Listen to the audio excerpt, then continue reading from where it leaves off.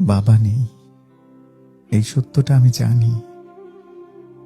প্রতিদিন নিজেকে বোঝাই, শক্ত করার চেষ্টা করি,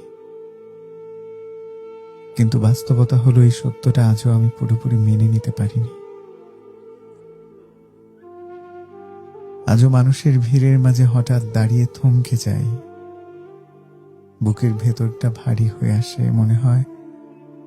মনে হয় যদি বাবা থাকতো,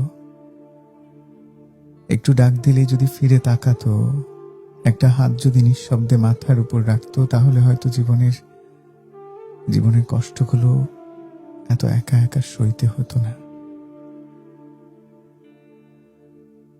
মানুষ বলে শক্ত হও, সময় সব ঠিক করে দেয়, কিন্তু তারা জানে না বাবাকে হারানোর পর মানুষ আর আগের মতো শক্ত থাকে না। শুধু নিজের কষ্টগুলো চুপচাপ বুকের ভেতর লুকিয়ে রাখতে শেখে। রাতে চারপাশ নিস্তব্ধ হলে বাবার কথাই সবচেয়ে বেশি মনে পড়ে। তখন চোখের পানি আর আটকে রাখতে পারি না,